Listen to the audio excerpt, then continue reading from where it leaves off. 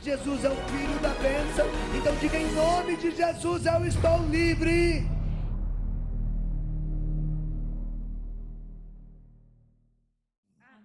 Eu queria ler esse texto para vocês. Eu prometo que depois da pregação do padre que eu ouvi hoje, eu não vou me arriscar a fazer uma pregação aqui não, hein? Porque foi puxão de orelha para todos nós. Foi ou não foi? Nós estamos vivendo um tempo muito difícil na igreja. Nós estamos vivendo um tempo muito difícil na sociedade. Nós estamos vivendo um tempo terrível dentro da família. Talvez na história do mundo nunca a família foi tão atacada como está sendo atacada hoje. As pessoas vão perdendo o limite da liberdade e começam a viver uma libertinagem. Vão perdendo o limite do amor de Deus e começam a viver um amor eros, um amor mundano, um amor profano. E tudo isso vai nos bloqueando, é verdade ou não é? Então hoje nós queremos ouvir essa palavra de Deus. Aonde Jesus passa, milagres acontecem. Aonde nós conseguimos encontrar a força e a esperança, nós encontramos também o milagre. Hoje ainda eu meditava sobre isso na minha oração da madrugada. Moisés esperou em Deus e acreditou.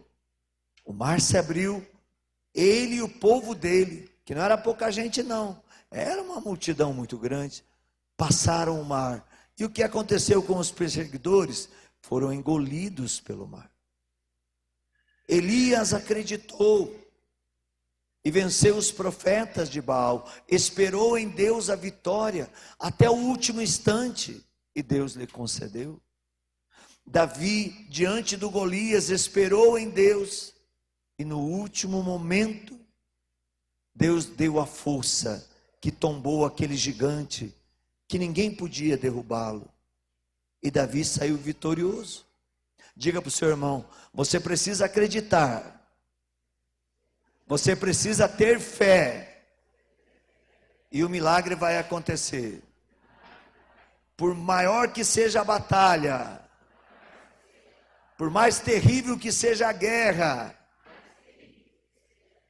mesmo que você não veja a solução, não pare de acreditar, porque o teu milagre vai chegar. Agora, se você parar de acreditar, bata no peito e dizer, se eu parar de acreditar, o diabo vai me carregar. Então nós não temos para onde ir, ou nós acreditamos e permanecemos, e esse é o ano do jubilar, é o ano da esperança, somos peregrinos da esperança, nos ensina o Papa Francisco, e ele tem pegado pesado com esse tema. O povo perdeu a esperança. Nesse texto que nós vamos ouvir, nós vamos entender o que é a esperança. Nós vamos entender o que é a fé que confia. Nós vamos entender o que é Deus na vida de um homem, de uma mulher que crê. Olha o que nos ensina São Lucas. Lucas capítulo 8, versículo 40, seguinte. Eu vou ler um texto um pouco longo, mas a gente precisa entendê-lo. À sua volta, Jesus foi recebido por uma multidão que esperava o chefe da sinagoga, chamado Jairo. Foi ao seu encontro, lançou-se aos seus pés e rogou-lhe que fosse à sua casa, porque tinha uma filha única de uns 12 anos que estava para morrer. Jesus dirigiu-se para lá, comprimido pelo povo. Ora, uma mulher que padecia de um fluxo de sangue, que havia 12 anos e tinha gastado com os médicos todos os seus bens, sem que nenhum deles pudesse curá-la, aproximou-se dele por detrás e tocou-lhe o manto. No mesmo instante, lhe parou o fluxo. Jesus perguntou: quem foi que me tocou? Como todos negassem, Pedro e os que estavam com ele disseram: Mestre, a multidão te aperta de todos os lados. Jesus replicou: alguém me tocou, porque percebi sair de mim uma força.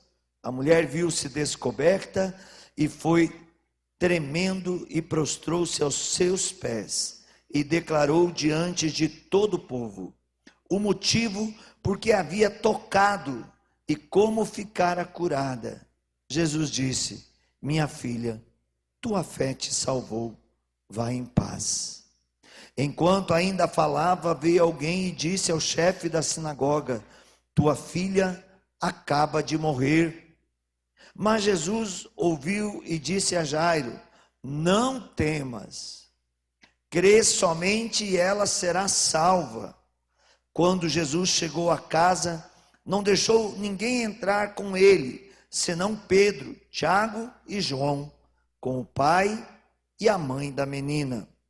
Todos, entretanto, choravam e se lamentavam. Mas Jesus disse: não choreis. A menina não morreu, mas dorme.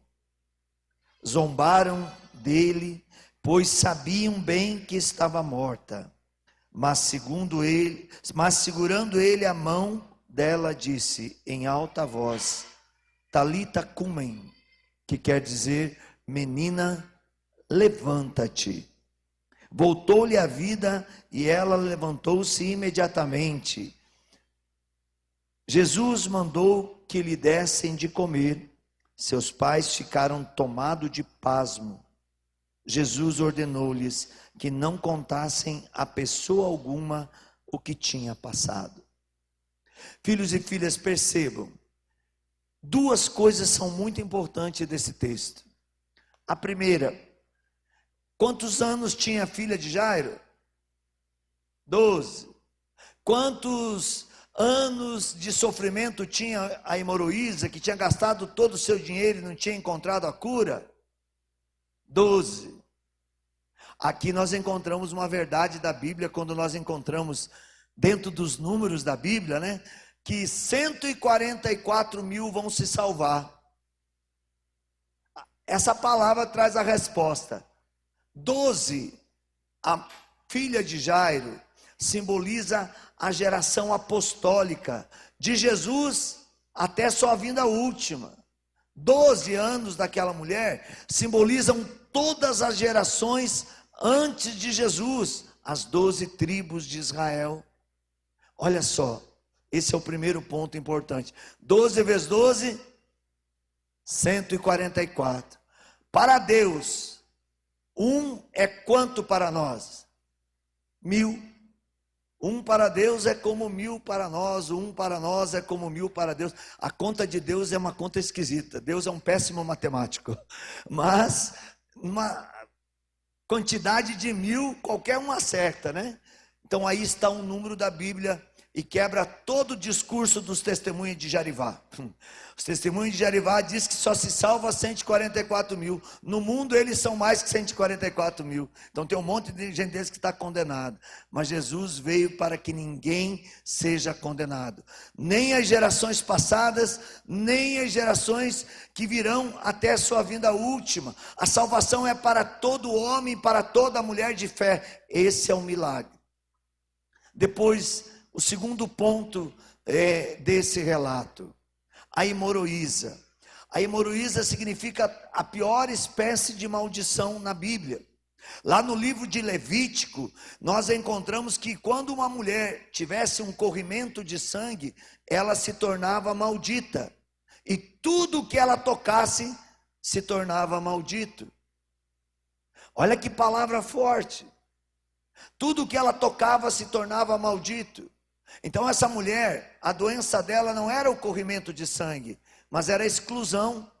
A doença dessa mulher era a humilhação, porque há 12 anos ela estava longe da sua família, longe da sua casa, longe de tudo, da vida social, porque ninguém queria conviver com aquela mulher. E aí está o porquê que ela gastou todo o dinheiro e nunca encontrou a cura. Nenhum médico tocava nela. Ninguém queria tocar na mulher, porque todo que tocasse naquela mulher se tornava maldito. É o que dizia o livro, já desde o Antigo Testamento. Jesus veio para romper as maldições. Nessa mulher, Jesus, ele mostra o seu poder de quebrar toda a maldição. E essa mulher, certamente ela ouviu falar de Jesus, acreditou que Jesus podia libertá-la, e ela foi e tocou na orla do manto de Jesus, e Jesus sentiu que uma grande força saiu. No meio de uma multidão, certamente muita gente tocava em Jesus, mas tocava sem fé. Aquela mulher tocou com fé e imediatamente foi curada. Diga para o seu irmão, você precisa ter fé. Você precisa acreditar. E o teu milagre vai acontecer. E veja que aqui, o terceiro ponto dessa palavra, Jesus é vida para todos. Jesus não exclui ninguém. Jesus não faz acepção de pessoas nenhuma. E aqui nós encontramos o grande problema, a maior doença da humanidade. É a exclusão, é a acepção de pessoas. É eu achar que eu sou dono da verdade e o resto está errado. É eu achar que todo mundo tem que viver do jeito que eu quero e eu não preciso fazer nada para o outro.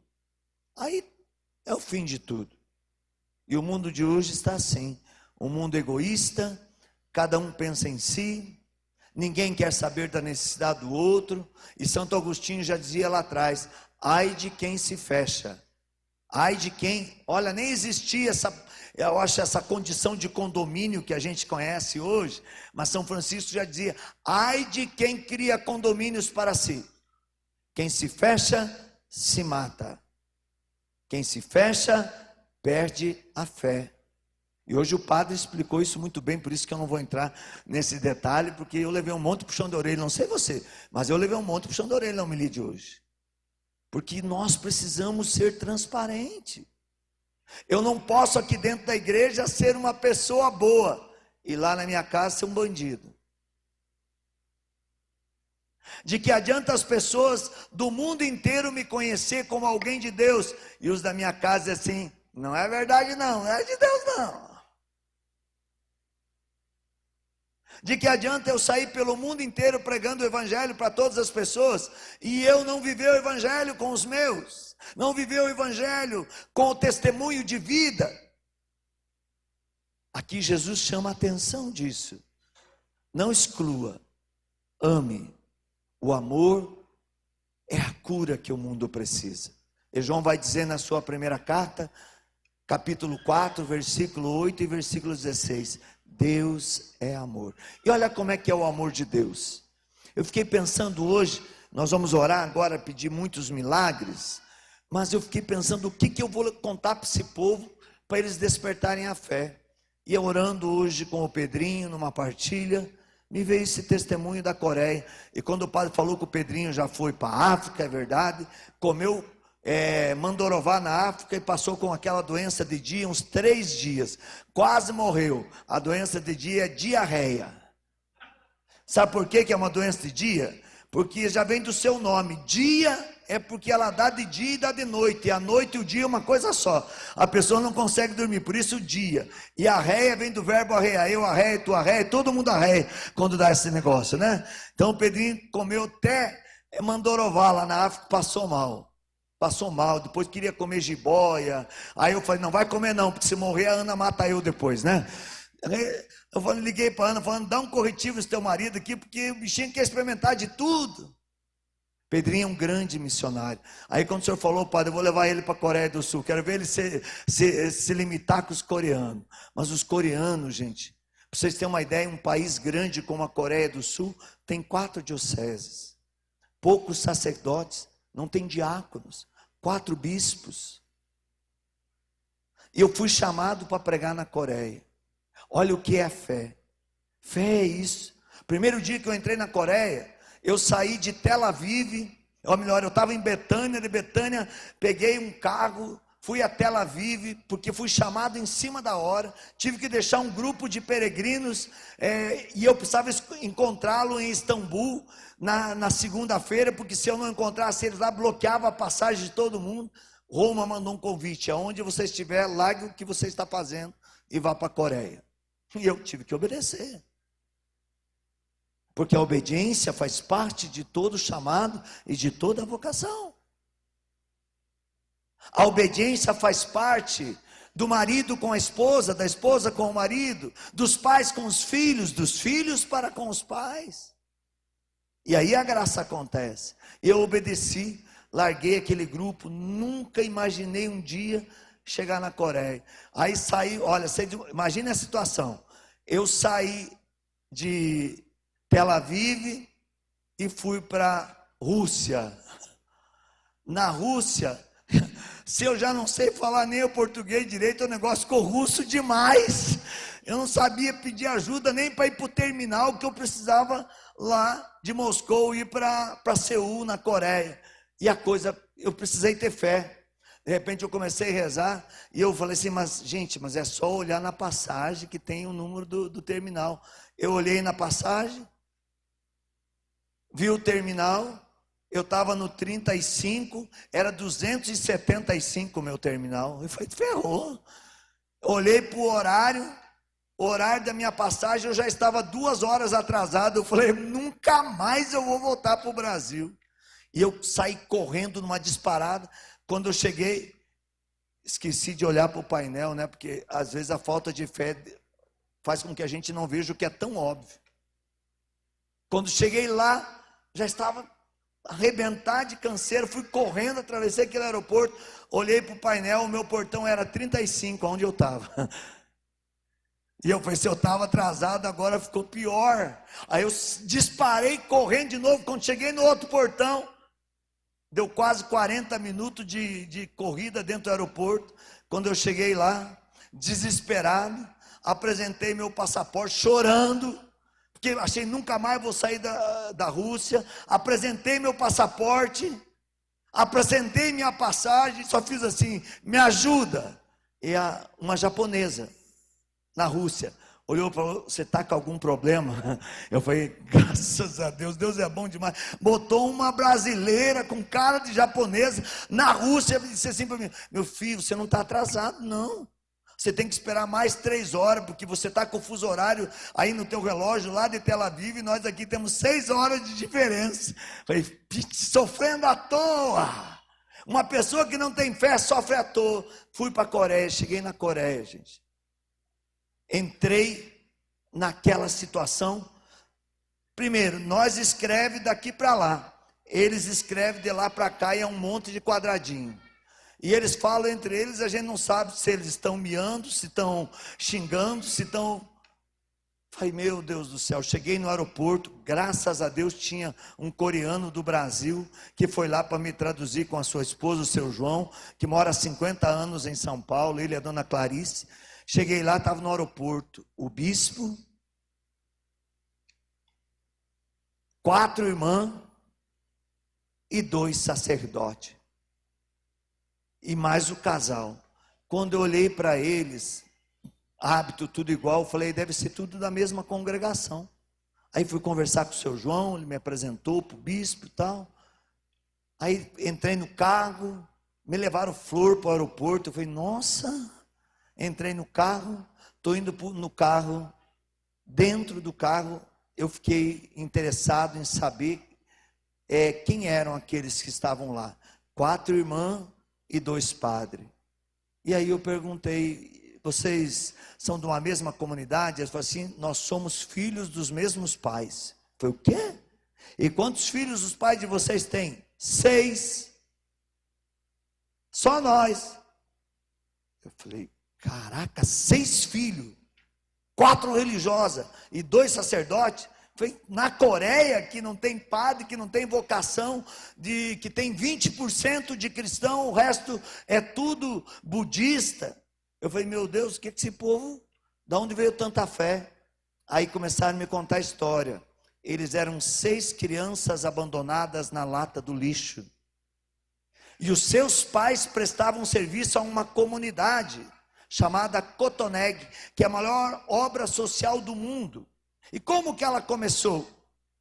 Os pais foram para prestar serviço no hospital de Cotoné, e lá eles não podiam ter filho, e começaram a trabalhar com as pessoas pobres que estavam abandonadas depois da guerra e adotaram aquelas 4 crianças, e dessas 4 crianças, por causa da fé, 4 religiosas. Adotaram mais 2 meninos e por causa da fé, 2 sacerdotes.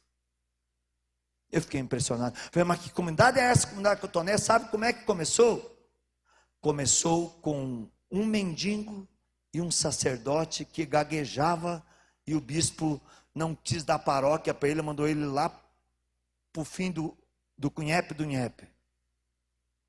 E quando ele saiu de casa, ele saiu muito bravo, porque o bispo estava sendo muito rude com ele. Então ele passou na casa da mãe para se despedir, pegou o trem, e a mãe deu um lanchinho para ele levar. Olha o que é o amor de uma mãe de fé. Ficou preocupada que o filho ia passar fome. E quando ele chegou lá em Cotoné, era uma região devastada pelos japoneses, e que depois da guerra tinham trazido de volta e soltado naquela região os que eles tinham como prisioneiro, sem beira e sem eira. E quando ele desce do trem, um mendigo chega para ele e diz assim: você me dá um pedaço de pão? Eu estou com fome. E o padre tirou o lanche de dentro do hábito dele e deu para o mendigo. Só que o mendigo saiu correndo, o rio estava congelado, desceu, deslizando naquele gelo do rio, e o padre pensou: ele vai jogar fora o lanche da minha mãe, eu vou atrás dele. O padre desceu deslizando atrás dele. Chegou do outro lado da ponte, aquele mendigo foi alimentar outro mendigo que estava morrendo de fome e não tinha mais força para buscar alimento. Ele não comeu, ele levou primeiro a comida para aquele que estava morrendo. Daí nasceu a comunidade Cotoné. Esse padre pega aqueles 2 mendigos, um já à beira da morte, leva para a casa onde ele ia ficar, e dali nasce toda essa obra. Um deles morreu logo, que era o que estava mais doente, e o outro não tinha memória, não sabia se tinha família ou não. E o padre faz uma pesquisa, e a pesquisa do padre descobre que ele era filho único dos seus pais, que tinham sido assassinados na guerra e eram donos de todas as terras daquela região. O que o governo da Coreia fez? Doou para a comunidade Cotoné de volta, porque o mendigo recuperou a memória. Vai ser beatificado agora pelo Papa Francisco, esse mendigo. Nasce toda a comunidade Cotoné. Papa João Paulo II foi lá. Em 3 dias, Papa João Paulo II não visitou 10% dos hospitais, fora todas as outras obras de Cotoné. Bento XVI foi lá, ficou 1 semana, e não conseguiu atingir o que ele queria, que era conhecer todas as obras de Cotoné. E quando Bento XVI sai de lá, Bento XVI diz: Cotoné é uma aba da porta de ouro onde Jesus Cristo vai voltar, por causa da fé. Papa Francisco foi no início do seu pontificado. Aliás, ele é muito amigo de Brother Jim. Brother Jim é um diácono, viu, Pedrinho?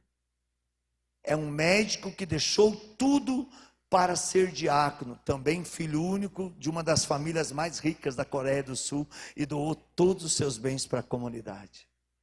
Seus pais morreram, ele doou todos os bens e passou a ser médico de doentes dentro dos hospitais de Cotoné. Quando eu vi essa história, eu pensei comigo: aqui o milagre vai ser muito fácil. Primeira pregação que eu tinha no ginásio em Seul, com mais de 10.000 pessoas, era sobre o cego Bartimeu.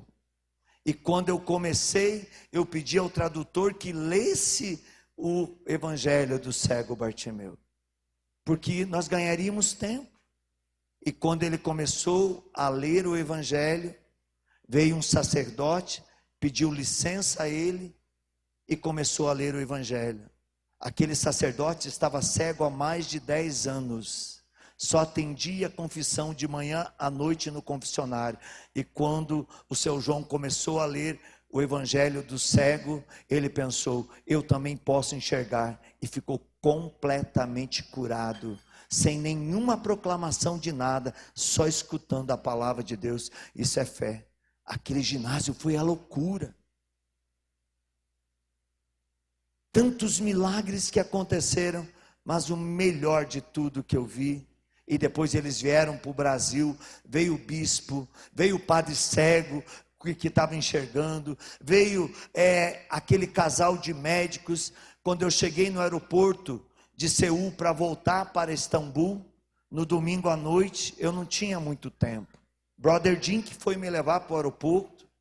Eles têm comunidade, inclusive aqui no Paraguai, na Argentina, a comunidade Cotoné, foi acolhida. No Brasil também, no norte, tem um trabalho deles muito grande.